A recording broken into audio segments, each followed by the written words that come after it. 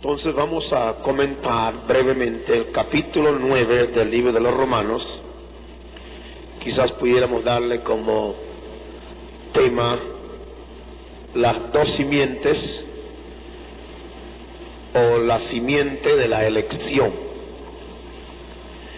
En este capítulo 9, ustedes saben que el libro de los Romanos es uno de los libros más profundos del Nuevo Testamento.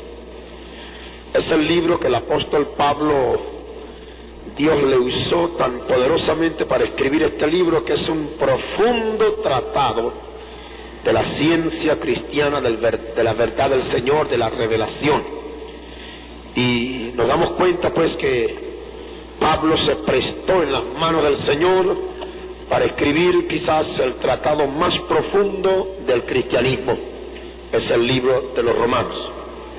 Gálatas se parece mucho, y Hebreos también, pero Romanos profundiza las grandes verdades, nos muestra las dos simientes, nos muestra la elección, nos muestra la justificación, nos muestra casi todo lo que podemos pensar en el Evangelio.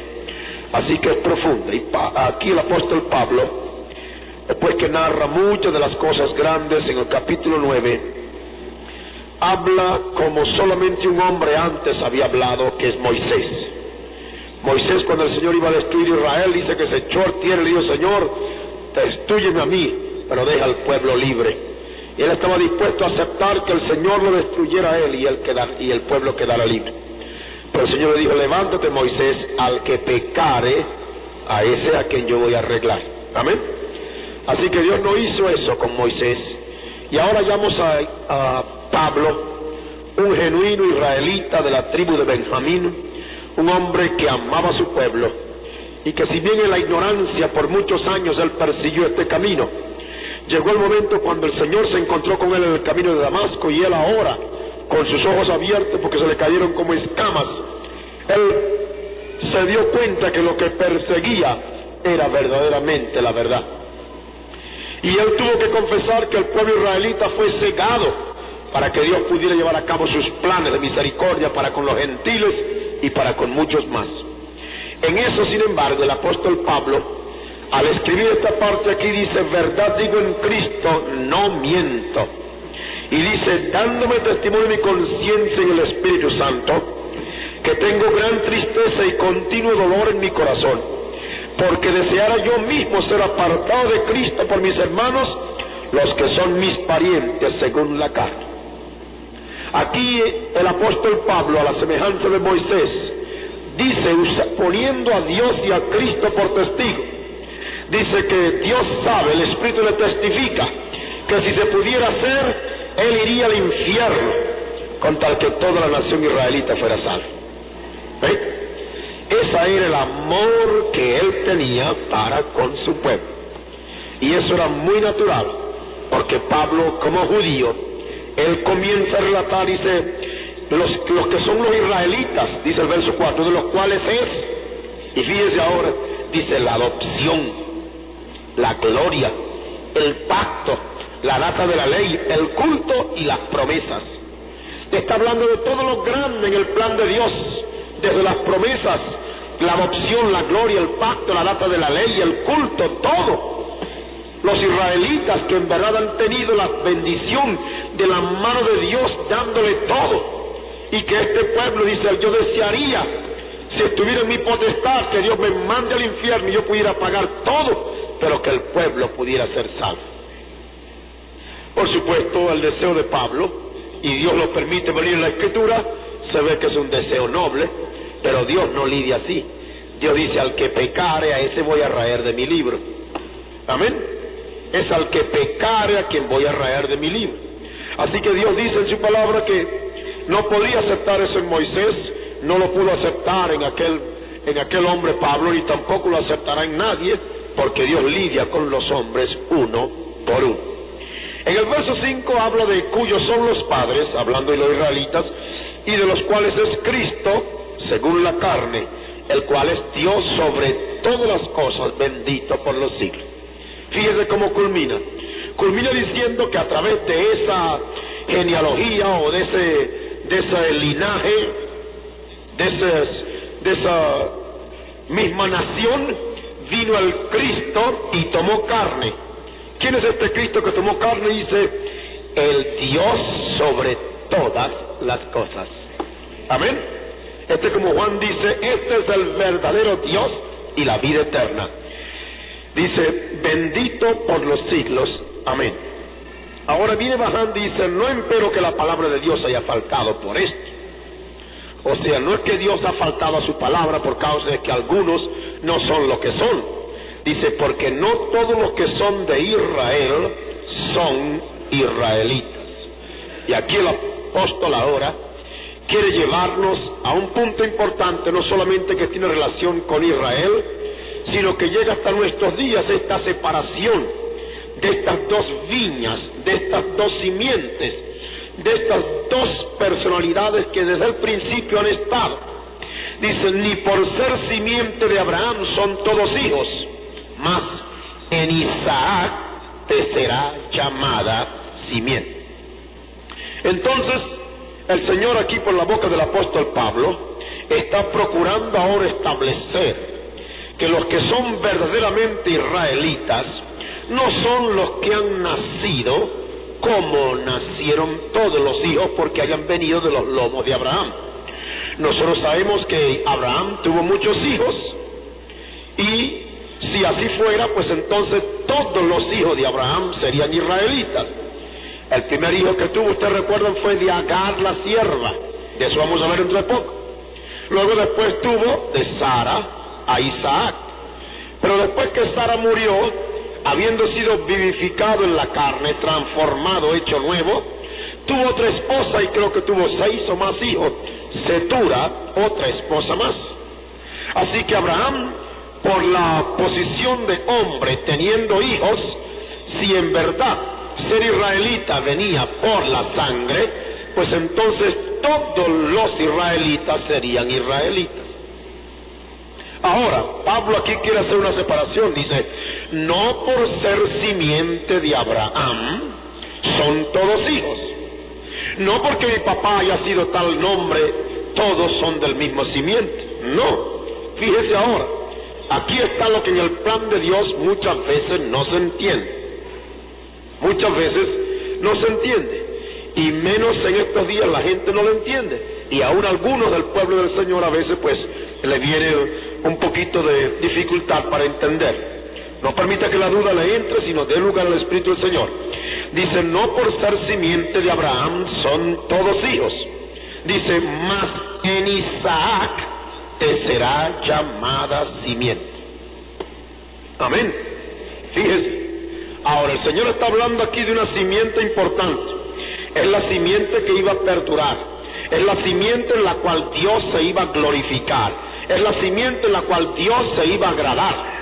Entonces, tenía un hijo en la sierva, porque Sara, apresurada, viendo que hijo no venía, creyó que no vendría por ella, porque el Señor hizo la promesa muchos años antes.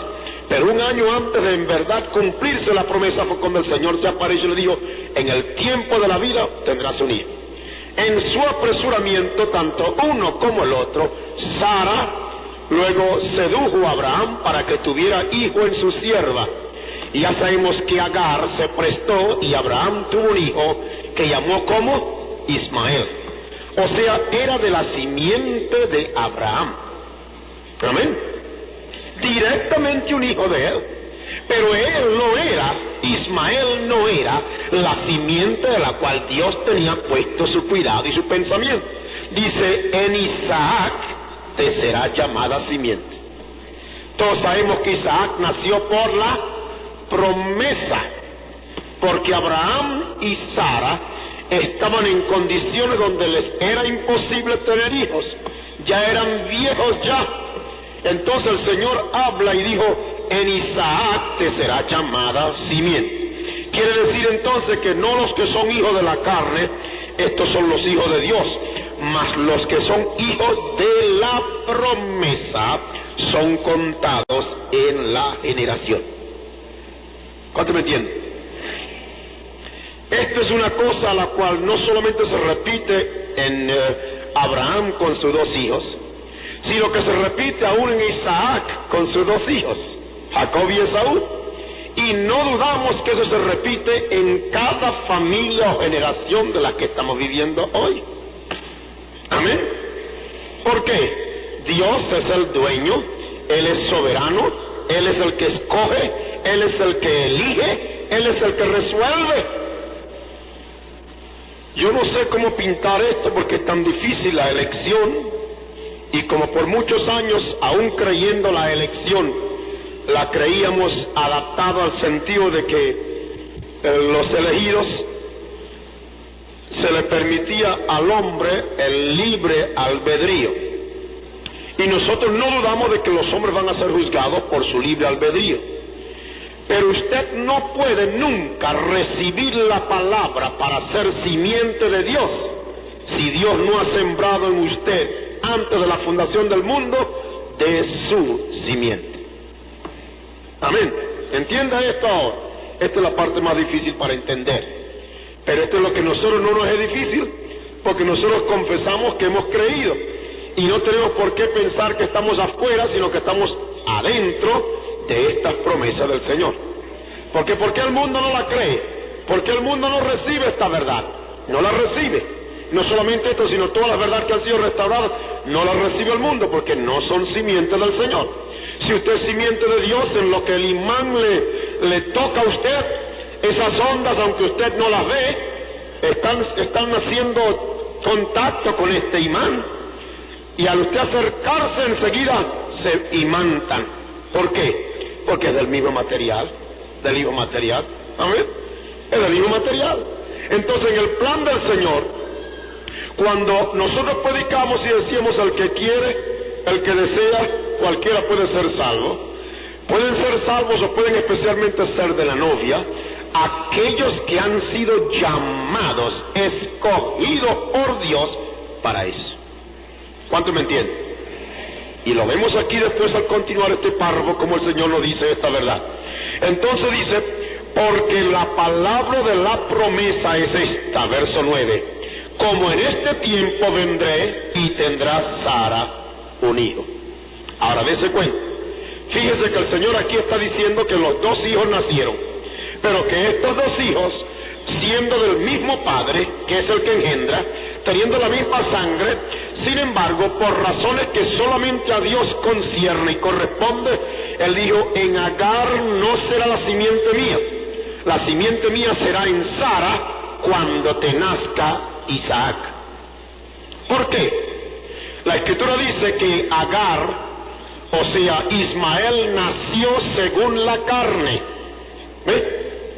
Pero Isaac nació por una promesa que Dios le dio. ¿Cuánto me entienden? Este es el pacto diferente, ¿ves? En el principio el pacto era si haces así o haces asá. La ley dice si haces así o haces asá. Pero aquí con Abraham, ahí no había pacto en esa forma. Aquí no había nada condicional, aquí era todo incondicional. Abraham, quiera o no quiera, te voy a dar un hijo y en ese hijo es donde yo me voy a levantar y glorificar. Así que la promesa de Dios dada a Abraham, cuando él la creyó, no tenía más nada que hacer, Dios se encargaba de todo lo demás. Entonces Dios dio a Isaac como una promesa directa. Y la promesa es la palabra. ¿Me entiende? No olvides, no pases por algo. Cuando Dios hace promesa, Dios habla. Entonces esa palabra la que se une a lo que Él promete y hace que eso que Él ha prometido por ser su palabra, que es eterna, se cumpla. Nunca puede fallar la palabra del Señor.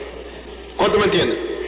Entonces cuando Él dijo en Isaac te será llamada simiente, Él habló la palabra, y la palabra de Dios que es eterna no puede volver atrás. Entonces la palabra era un decreto, y ese decreto significaba que cuando Isaac naciera, ese iba a ser el hijo de la promesa, o sea, de la palabra. Amén. Aleluya. Esto es lo mismo que ha pasado desde el principio. ¿Ves? En el principio tenemos a Caín y Abel. Los dos, Caín y Abel.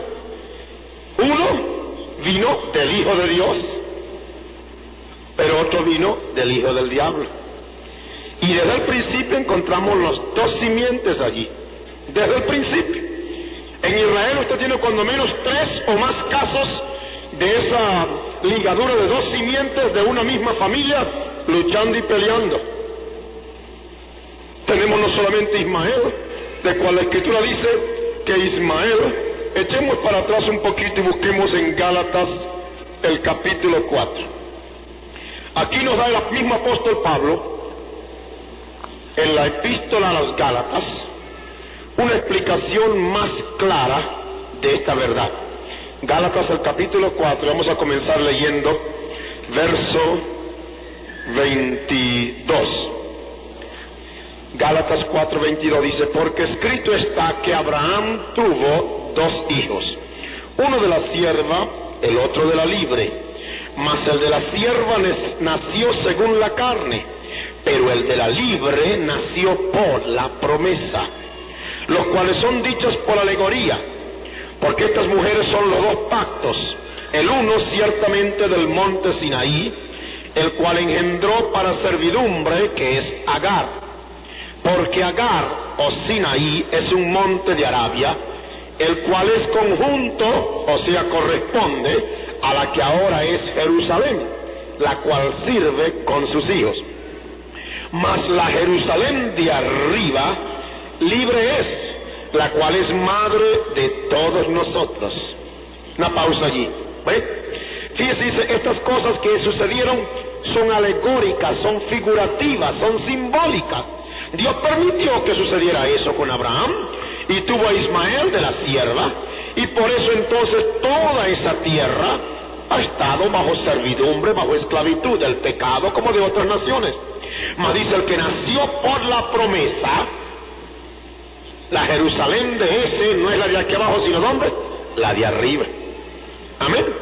Fíjese ahora, uno viene en lo normal por la carne y entonces se queda dentro de lo normal de la tierra. Pero el que viene por la palabra de Dios permanecerá al fin con Dios. ¿Cuánto me entiende? ¿Ve usted? Entonces aquí dice, mas la Jerusalén de arriba libre es, la cual es madre de todos nosotros. Usted lee, por ejemplo, en Apocalipsis 21:2, ¿y qué dice Juan? Dice que vio descender, ¿qué? La nueva Jerusalén. ¿Quiénes van a morar en la nueva Jerusalén? ¿Quiénes van a morar en la nueva Jerusalén? Los hijos del Señor. Amén. La nueva Jerusalén la vio Juan bajando. Y ahora fíjense ustedes, esto lo escribe Pablo muchos años antes de Juan. Quizás 50 años, probablemente 40 o 50 años antes de que Juan escribiera el Apocalipsis.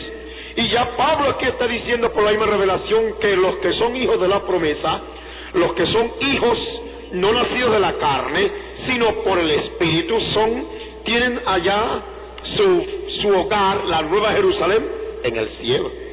Ahora Juan, escribiendo su evangelio, si volvemos un poquito para atrás, en el primer capítulo, ¿qué dice? Verso 12. Juan 1:12. Mas a todos los que le recibieron, dióles potestad de ser hechos hijos de Dios, a los que creen en su nombre. Ahora fíjense aquí, a todos los que le recibieron. El versículo anterior dice que a los suyos vino y los suyos no le recibieron. Entonces hay una razón para no recibir y hay una razón para sí recibir. Israel no recibió porque Dios le cegó los ojos, pero los que reciben son aquellos a quienes Dios le da espíritu de revelación y les abre el entendimiento. ¿Cuánto me entienden? Ahora fíjese quiénes son los que reciben. Ahí mismo, leyendo el mismo pasaje, nos encontramos con una razón clara. Dice el verso 13, estamos leyendo Juan 1, dice, los que le recibieron, Dios les potestad de ser hecho y Dios, los que creen en su nombre, dice, los cuales, ponga atención ahora, los cuales no son engendrados de sangre, ni de voluntad de carne, ni de voluntad de varón, más de Dios. Amén. ¿Cuánto me entiende? Esto está claro. No son engendrados de sangre, fíjese, ni de voluntad de carne, ni de voluntad de varón, más de Dios. Sin embargo, no sabemos que en la carne hemos sido engendrados por la voluntad de nuestros padres, carne y sangre, y tenemos carne y sangre. Pero la Biblia dice que carne y sangre no heredará el reino de Dios. Amén. Entonces, ¿qué es lo que va a heredar el reino de Dios? La parte inmaterial de nosotros, que es la que tiene valor. Amén. Esa es la parte que Dios engendra. Esa es la parte que Dios produce o hace o crea por la palabra, por la promesa. Eso es lo que hace la diferencia, que dos personas aquí estén sentados o dos personas se pueden poner y uno cree la palabra del Señor, la acepta, se goza en ella, y otro ahí mismo al lado, quizás de la misma familia, del mismo padre, de la misma madre, de la misma sangre, quizás sea hasta el primogénito, y ese rechaza la palabra del Señor. Amén. ¿Cuánto lo entiende? Fíjese, esto es lo que Dios dice. Abraham tuvo dos hijos de su misma sangre, de su misma simiente, pero uno de ellos era simplemente un hombre natural, pero el otro era un hombre espiritual. Amén. No estoy diciendo que no tenían espíritu los dos, ni alma los dos. Estoy hablando del sentido de poder percatar y de poder recibir y de poder estar en contacto con el Dios de la gloria, quien lo engendró por la palabra. Amén. Gloria a Dios para siempre. Así que, dentro de una misma familia, hay gente que engendrados de la misma sangre, de la voluntad de carne y de la voluntad de varón, no son de Dios. Amén. Mientras que en la misma familia, dice los cuales son engendrados de carne, o de voluntad de carne, o voluntad de Dios, o de voluntad de varón, dice, mas son de Dios. Entonces Dios pasa por encima y dice, no son engendrados de carne, ni de voluntad de carne, o de sangre, ni de voluntad de carne, ni de voluntad de varón, mas de Dios. Amén. O sea, hermano, que la persona que en verdad es de la simiente que va a recibir la verdad del Señor, esa persona ha estado en Dios desde el principio y Dios le ha decretado existencia. Amén. Hemos estado, como yo le decía en estos días atrás, en los lomos de Dios. Aleluya. Es una cosa tremenda. No porque esté en los lomos de su Padre, sino que usted está en principio, en potencia en Dios. Aleluya. Amén. Ahora volvamos un poquito a Romanos. Y aquí ahora el apóstol explica un poquito mejor. Verso 10. Estoy en el mismo capítulo 9 de los Romanos. Dice, y no solo esto, dice, mas también Rebeca, concibiendo de uno de Isaac nuestro padre, porque no siendo aún nacidos, hablando de los hijos de Isaac con Rebeca, Isaac, hijo de la promesa, Rebeca, la esposa escogido por el siervo, cuando viene son casados, dice verso 11, porque no siendo aún nacidos los hijos de ellos, ni habiendo hecho ni bien ni mal, para que el propósito de Dios, conforme a la elección, no por las obras, sino por el que llama, permaneciese, le fue dicho antes de nacer. Antes de nacer, dice, el mayor serviría al menor. Y Malaquías, el último de los profetas, dice, a Jacob amé y a Esaú aborrecí. Y el apóstol Pablo cita eso. Malaquías, el último de los profetas, él en el capítulo, creo que es el capítulo 1, los primeros versículos, cuando dice carga de Jehová por boca del profeta Malaquías, dice, a Jacob amé y a Esaú aborrecí. Amén. Hijos de un mismo padre. Fíjense, Isaac era promesa. Fíjense en este detalle. Isaac era hijo de la promesa, directamente llegado a la existencia por la palabra de Dios, porque él no podía nacer en lo natural. Él vino por la potencia de la palabra del Señor. Y Sara como Abraham, los dos en su vejez fueron rejuvenecidos para que naciera lo que Dios había prometido por la palabra, por la promesa, porque la palabra de Dios se cumple a pesar de todo. Isaac nació por la promesa, vino a existencia y él luego se casa. Tiene su esposa, mujer escogida de su mismo linaje, que no podíamos decir porque venía de Labán, de la familia de los viejos, de toda esa familia. Entonces venía del mismo linaje, porque Abraham juramentó a su siervo y le dijo: ¿me juras? Y le hizo poner su mano bajo su muslo, así acostumbraba un mulato. Decía: ¿me juras que no traes aquí a mi casa gente que no sea de mi familia? Amén. Para que no se mezclara la simiente. Así que el siervo oró conforme lo que sabía por el temor de Dios, porque era un pagano, pero porque podía saber de la influencia de la fe de Abraham.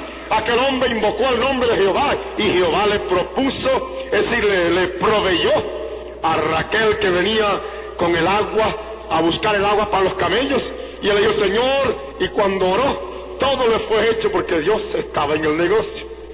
Amén. Así que su esposa, la esposa de Isaac, era de la simiente también que no estaba corrompida. Ahora de esa simiente nacen dos hijos. ¿Cuántos recuerdan el relato? Dice la escritura que cuando ella estaba para dar a luz, Raquel, dice que los dos niños en el vientre como si se pelearan. Y ella dijo: ¿para qué quiero la vida? Prefiero morirme. Porque seguramente que las angustias y el dolor había sido tremendo. Entonces el Señor se le apareció y le dijo: no te angusties, quedó menor. Amén. El mayor servía al menor. Entonces aquí dice la escritura: no siendo aún nacidos, ni habiendo hecho ni bien ni mal, que podían haber hecho, ni siquiera habían llegado a existencia, para que el propósito de Dios conforme a la elección. Hermanos, es asunto de elección de Dios. Cuando nacieron esos dos hijos, en el plan de Dios desde la eternidad, aleluya, en Jacob entraría la palabra del Señor, simiente de Dios directo, y Esaú otra cosa. Amén. Aleluya. Esta es la parte a la cual tenemos que conformarnos, querramos o no querramos. Amén. Esta es la parte a la cual el apóstol Pablo, cuando llega más abajo, dice: pero entonces, si Dios es así, ¿por qué? ¿Por qué lo hace así? Ya vamos a llegar a ese punto. Pero esta es la parte vital e importante. Entonces dice, verso 4, pues ¿qué diremos? ¿Que hay injusticia en Dios porque hace eso? Que siendo dos hijos gemelos de un mismo padre, de una misma madre, de un padre que nació por la promesa, de una madre escogida dentro del mismo linaje, dos seres santos, dos seres escogidos por Dios, porque la esposa de Isaac fue escogida por Dios. Amén. Dice, ¿es Dios injusto entonces? ¿Por qué hace esto? Nacen dos, y entonces antes de que nazcan dice: amo a Jacob, pero a Esaú lo aborrezco. Esta es la parte difícil para usted entender. ¿Qué hacemos? ¿La creemos o no la creemos? ¿Cuántos lo creen? Aleluya. Esta es la elección de Dios, hermanos. Usted está aquí esta noche oyendo este mensaje y confesando que lo cree por elección de Dios. Por más nada, nada más. Amén. Mientras que hay en esta misma ciudad, no solamente los 200,000 que pueda tener la ciudad, sino centenares de otros cristianos que si los ponen al lado suyo, son como Esaú y Jacob, peleando todo el tiempo. Y algunos es capaz de meterse en el espíritu de Caín, y si no lo matan con un palo, con un rodo en el campo, como lo hizo, lo matan con la palabra. Amén. ¿Por qué? Porque uno es simiente del Señor y el otro no lo es. Ahora, usted no puede buscar una cosa más clara que esta. Este es el caso más exacto, porque es de la misma padre, de la misma madre, de la misma simiente y todo. Sin embargo, nacieron dos hijos gemelos, y entonces allí, estas son figuras de los primeros gemelos, Caín y Abel. Estas son figuras que confirman los primeros gemelos, Caín y Abel. Y ahí mismo Dios hizo separación y dice: a Jacob amé, mas a Esaú aborrecí. Entonces, ¿hay injusticia en Dios? Dice Pablo, en ninguna manera. En ninguna manera. Esto es terminante para usted y para mí. Que si llega el momento de no poder entender eso, líbrelo Dios de usted decir que hay injusticia en Dios. Porque si ahora no lo entiende, dice el Señor, lo entenderás después. Amén. Lo que el Señor dice y hace muchas veces no lo entendemos, pero como tenemos la convicción de que quien habla es Dios y su palabra es eterna, creamos, entendámosla o no la entendamos, la creemos. Amén. Porque Dios podía probarle a usted que hay muchas cosas en esta vida, en lo natural, que usted no entiende y las cree. Amén. Usted no puede explicar todas las cosas. Usted no puede explicar la sencilla razón de cómo el alimento que usted se come se convierte en sangre, hueso, nervio y todo. Pero usted no deja de comer. Así que usted no puede explicarlo todo, pero ni entenderlo, pero usted lo acepta. ¿Verdad que sí? En lo espiritual esto es más profundo todavía, por lo cual menos debemos discutir. No entiendo esto, no lo entiendo, pero bendito Dios, si Dios lo dice, Dios sabe por qué lo hace. Amén. Hay injusticia en Dios, dice, en ninguna manera. No deje que el diablo le engañe. Eso fue lo que el diablo le dijo a Eva. Con que Dios te ha dicho eso. Es que Dios sabe, los está privando a ustedes de la bendición. Dios lo está privando. Si tú haces esto, mire, se te van a abrir los ojos, vas a ser como Dios, se vas a conocer el bien y el mal. Y Eva se comió el trazo, perdió la bendición. ¿Por qué? Oyó la palabra, argumentó, discutió, recibió y se comió la palabra y perdió la bendición. ¿Ve usted? Lo mismo puede pasar con una persona que no ha sido llamada. Discutirá y dirá que eso es injusto, Dios es injusto. Dice, en ninguna manera.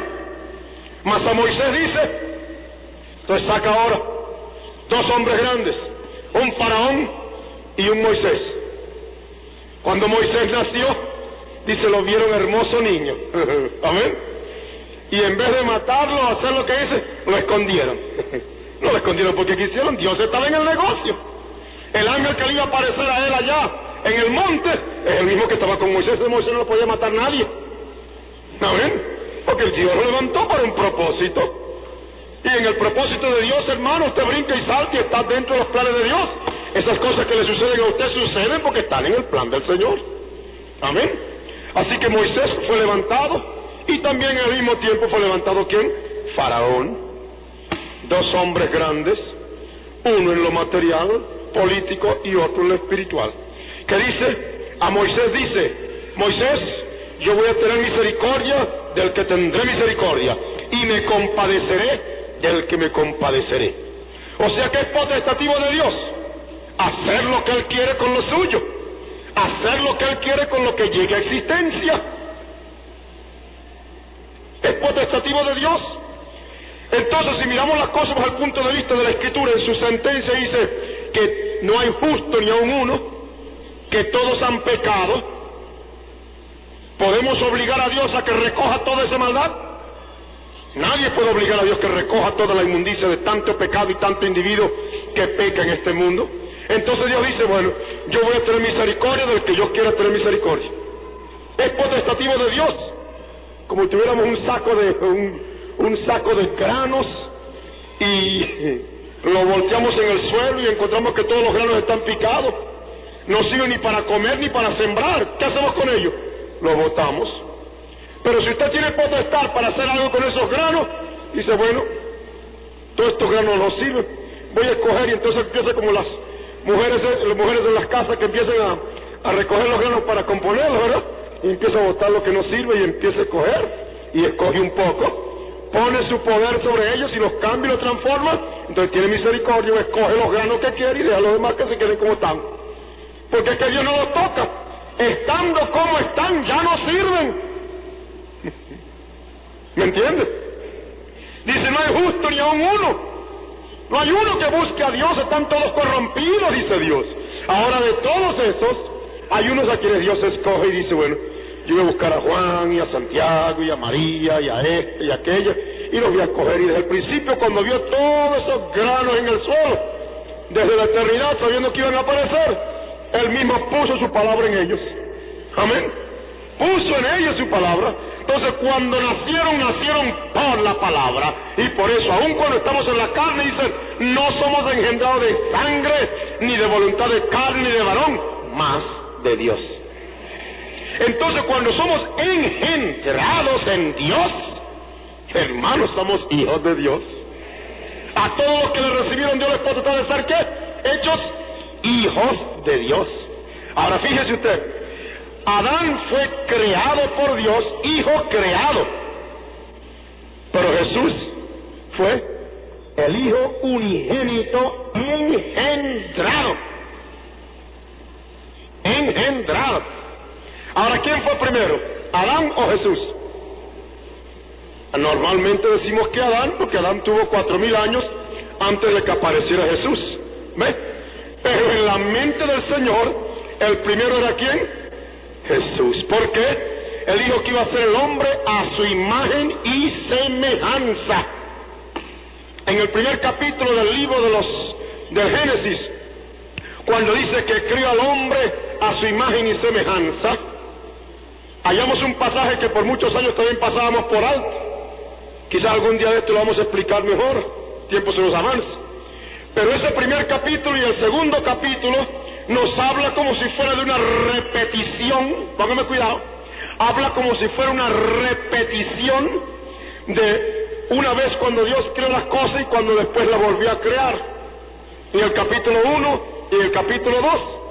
Pero en el capítulo 1, cuando dice que Dios crea al hombre, dice varón y hembra los creó, está hablando del sentido espiritual, la vida verdadera de la cual el hombre fue creado.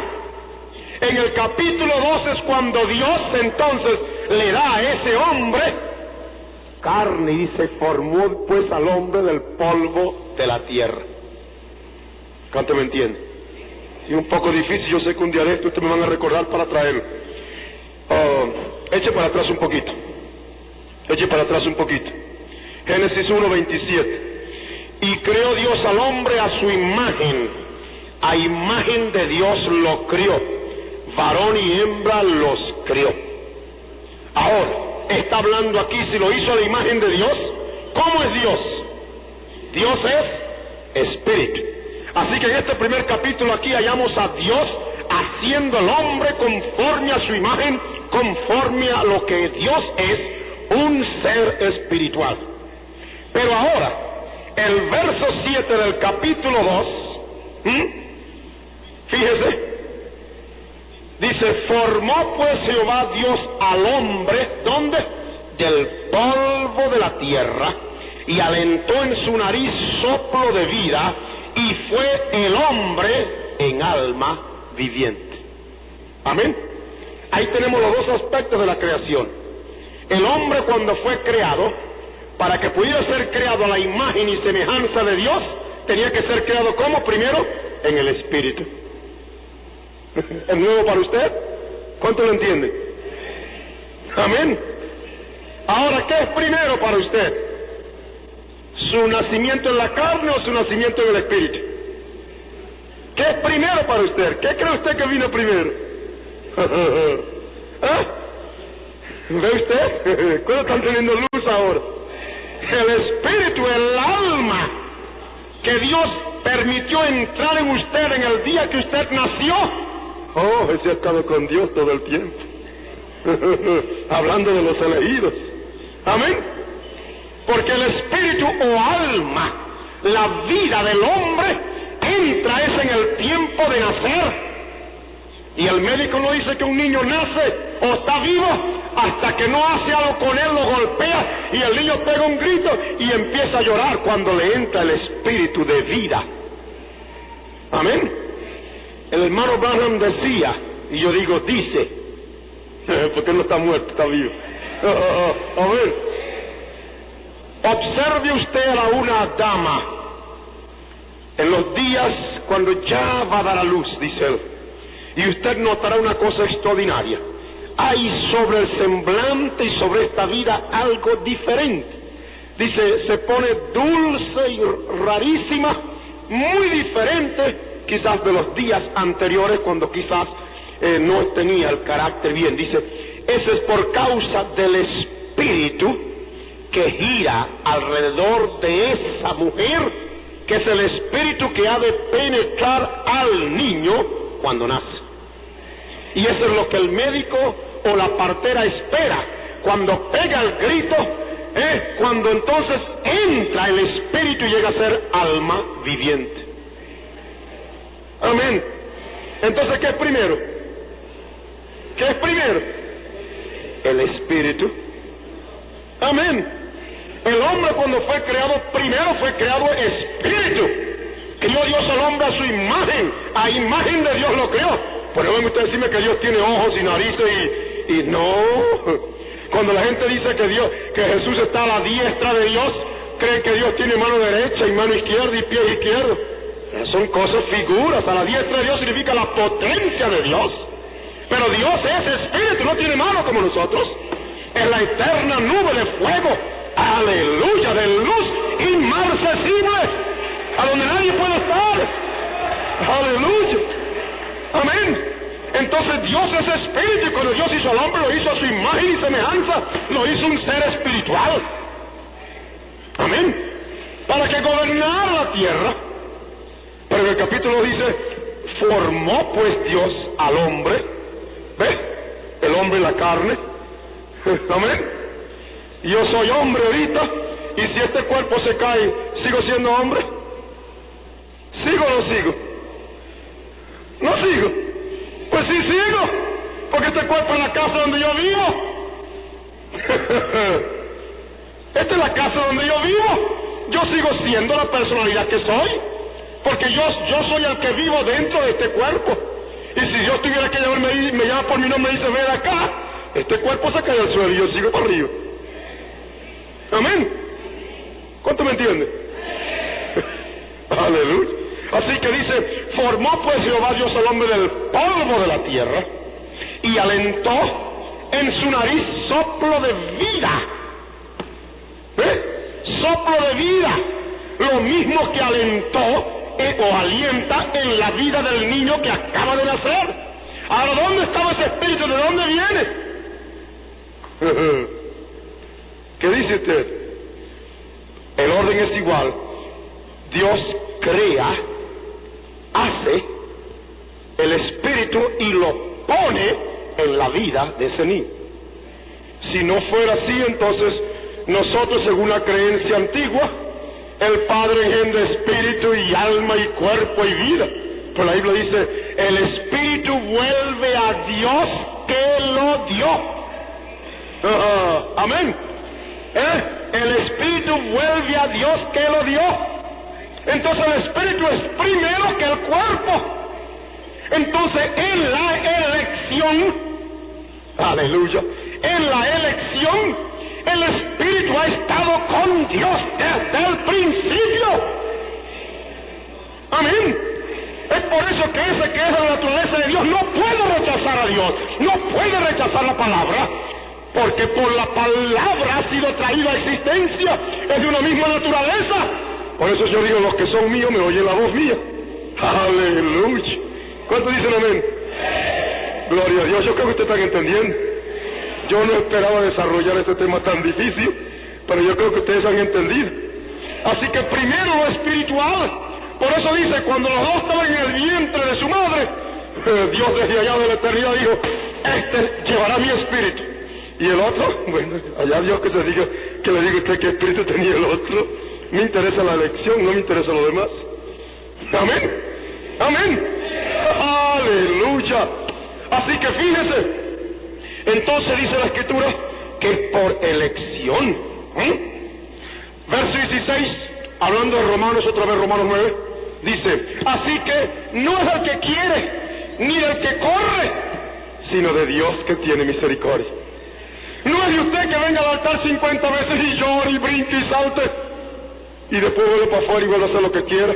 No, es de Dios, que si Él engendró en usted esta palabra, hermano, usted tiene que volver a Dios.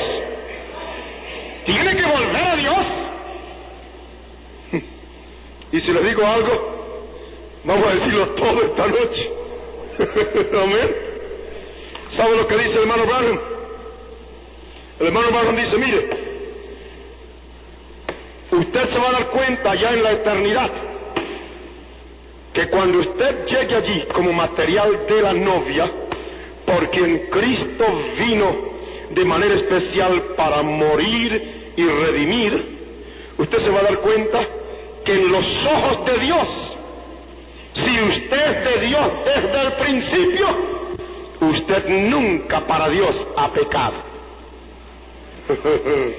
Amén. ¿Por qué?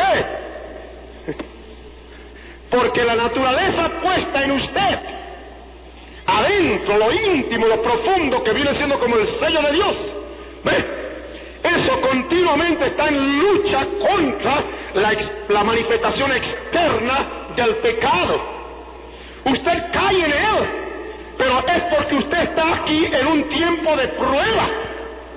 Pero dentro, como usted es de Dios, al fin usted va a salir victorioso. Y usted sale victorioso cuando la sangre de Cristo, del Cordero inmolado, antes de la fundación del mundo, antes de que usted naciera, aleluya, ya usted estaba en la mente del Señor. Entonces la sangre de Cristo le limpia de todo pecado. Oh, gloria a Dios. La sangre del Señor le ha limpiado. Por eso dice, no vendrán a la memoria. Oh, bendito el nombre del Señor. Esto es tremendo, hermanos. Pero esto no hubiera podido saberlo sin la revelación. Amén. Entonces dicen, no es el que quiere ni el que corre, sino de Dios que tiene misericordia. Y puede usted ser hijo gemelo de otro, y usted puede estar en la bendición ahorita, y su hermano amado, su hijo amado, su esposa o esposa amado, oh, esté tan lejos de usted, como Caín y Abel, como Ismael e Isaac, o como Jacob y Esaú. ¿Por qué? Dios es el que elige, Dios es el que escoge. Amén. Dice, verso 17, Romanos 9, porque la Escritura dice de Faraón que para esto mismo te he levantado, para mostrar en ti mi potencia, y que mi nombre sea anunciado por toda la tierra, de manera que del que quiere, tiene misericordia, y al que quiere, endurece. Cuando Dios se propone levantar un hijo, y quiere ponerlo a prueba, y Dios quiere levantar a este hombre o esta mujer, para que sea en el plan de Dios algo importante, bueno, hay un vaso para aquí de ira, un vaso la cual nunca va a aceptar a Dios porque no tiene la simiente de Dios. Dios hace con ese lo que quiere para que se levante contra este y él perfeccione el suyo a través del otro. Amén. Usted consigue eso lo normal en los instrumentos. Usted tiene un buen machete y usted es un hombre que usa el machete para trabajar. ¿Con qué lo amuela? ¿Con una piedra o con una lima? ¿Qué pasa con esa piedra y esa lima después de un tiempo? Se gastan, pero el machete se pone afiladito. Amén. A expensas de uno, el otro es perfeccionado. Esa es la vida normal, hermano. Entonces dice Dios levantó a Faraón. ¿Y qué hizo con él? Dice Dios lo endureció. Porque como no era vaso, sino vaso para deshonra, un vaso que no servía, un vaso al cual se ve que no tenía valores, entonces Dios simplemente lo levantó. Lo hizo potente, lo hizo levantarse. Y entonces dice, lo endureció, ¿para qué? Para que fuera mostrada la potencia del Señor. Y él mostrar entonces que aquel de quien tiene misericordia, en lo normal, él hubiera podido dejar que Faraón hubiera matado a Moisés. Pero no. Como Dios entonces quiso tener misericordia de Moisés, lo rodeó, lo guardó, y aquel lo hizo levantarse y odiarle y todo. Pero Moisés estaba allí. Amén. Y Moisés fue glorificado, ensalzado, levantado por Dios a expensas de Faraón. Amén. Dice entonces el verso 19, me dirás pues, ¿por qué pues se enoja? Porque ¿quién va a resistir la voluntad del Señor? ¿Por qué Dios se enoja y hace eso? Sabiendo él que nadie le puede resistir. Aleluya, dice el verso 20, mas antes, oh hombre, ¿quién eres tú para que alterques con Dios? ¿Qué eres tú? ¿Quién eres? ¿Cómo viniste del mundo? ¿Quién eres tú para que te pongas a altercar con el Dios de la gloria? Dirá el vaso de barro al que lo labró, ¿por qué me has hecho así? ¿O no tiene potestad el alfarero para hacer de la misma masa un vaso para honra y otro para vergüenza? ¿No es eso lo que hizo el Señor en el capítulo 18 con con Jeremías? Digo, Jeremías, vete a la casa del alfarero. Y entonces Jeremías, obedeciendo a Dios, se fue a la casa del alfarero y se sentó a mirarlo. Y estaba el alfarero trabajando en la rueda. Y en eso hacía un vaso, y lo que hizo el vaso bien bonito, se le cayó el suelo. Se le cayó la base y se le volvió nada. Entonces, ¿qué hizo? Cogió el vaso, el barro, lo arregló, lo volvió a poner en la rueda, le dio vuelta y hizo un vaso diferente del que había caído primero. Entonces le fue la palabra de Jehová a Jeremías. Jeremías, ¿viste lo que pasó? Te he traído aquí para que sepas que yo soy como el alfarero. Amén. Y yo puedo hacer con vosotros lo que quiera porque ustedes están en mi mano. Amén. ¿Y quién puede discutir eso, mi hermano? ¿Quién puede discutir eso? Usted coge la masa con que hace las arepas y puede hacer torticas y hacer fritas y hacer bollo y hacer arepas. Es asunto suyo, haga usted lo que quiera con ello. ¿Es así o no? Bueno, es potestativo de Dios hacer lo que quiere, hermano. Y él dice, ¿quién puede discutir con él? Dios hace lo que quiere. Aleluya. Démosle gracias al Señor que estamos en el plan del Señor. Mientras que esto es desconocido para los demás, se volverían locos si lo llegaran a saber. ¿Me entienden? Pero nosotros no tenemos sino que aceptar la verdad del Señor. Entonces, dice el verso 22, ¿y qué? Si Dios, queriendo mostrar la ira y hacer notoria su potencia, fíjese, soportó con mucha mansedumbre los vasos de ira preparados para muerte. Dios, viendo que un hombre venía al mundo en lo normal, él vio las cualidades de ese hombre, rebelde, duro, etcétera, como un mismo Caín. Dice, bueno, así como salí te voy a usar para glorificar mi nombre. ¿Puede Dios hacerlo? ¿Cómo no? Dice, más bien lo trató con mansedumbre, porque pudo haberlo exterminado del vientre de su madre, sino que lo dejó nacer. Y entonces Dios usa ese para sus propósitos. Amén. Oh, hermanos, este es exactamente el plan del Señor. Por lo cual dice entonces, y para hacer notoria la riqueza de su gloria, mostrólas para con los vasos de misericordia que Él ha preparado para gloria. Fíjese cómo terminan los dos versículos esos. Fíjense, hermano. El versículo 22 dice, vasos preparados para muerte. El verso 23 dice, vasos preparados para gloria. Aleluya.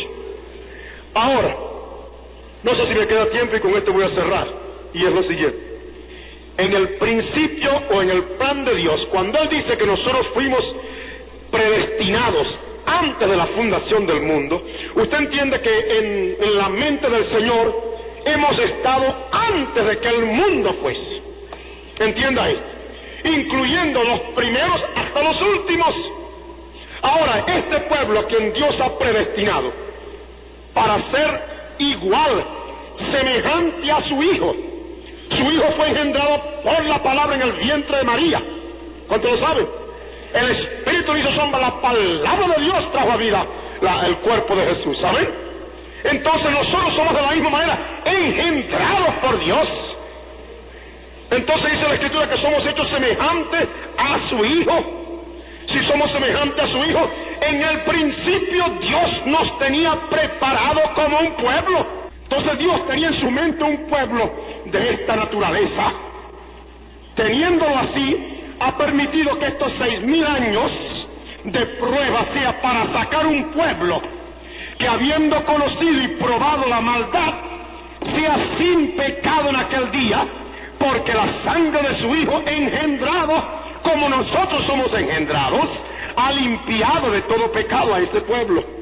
Entonces el pueblo va a permanecer, y para que este pueblo sea perfeccionado, probado aquí en esta tierra, en estos mismos 6,000 años, igual a los 6,000 años que Él tomó para traer la creación, y dice cuando terminó, vio que era buena.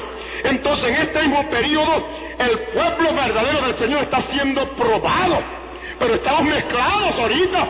Y dice la parábola en el capítulo 13, y ustedes lean eso en el capítulo 13 de Mateo, y anótenlo simplemente para que lo lean, pero dice en el capítulo 13 de Mateo, versos 24 al 30, que el reino de los cielos es semejante a un hombre que siembra buena simiente en su campo, mas durmiendo los hombres vino su enemigo y sembró cizaña en el trigo y se fue.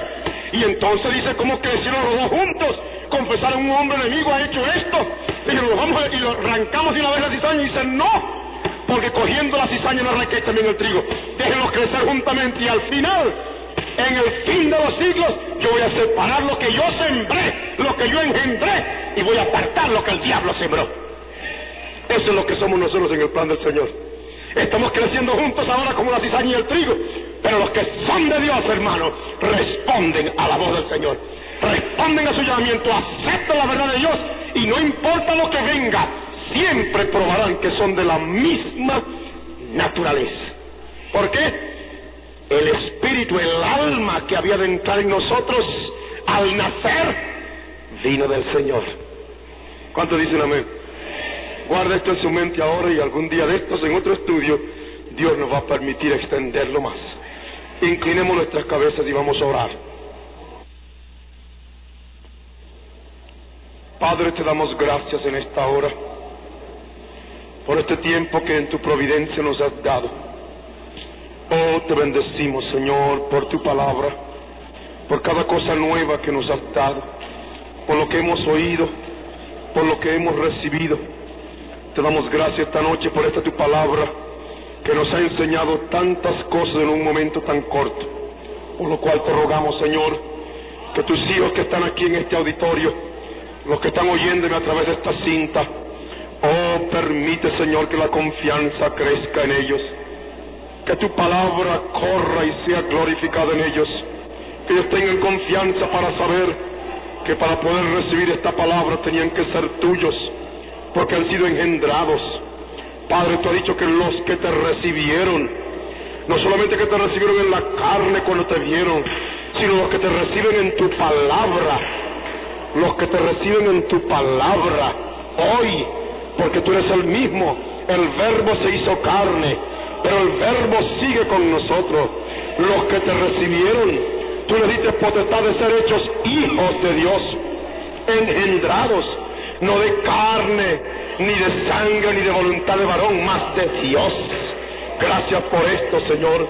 Te rogamos que en esta hora la virtud de tu presencia por tu palabra y tu espíritu inunda a cada hermano y hermana aquí en este local, y que, oh Dios, la fe y la confianza suban en nosotros, vayan creciendo para vivir conforme a tu palabra, sabiendo, Señor, que somos tuyos. Bendícenos a todos, y en el nombre del Señor Jesucristo, permite, Señor, que esta esperanza purifique nuestra vida cada día.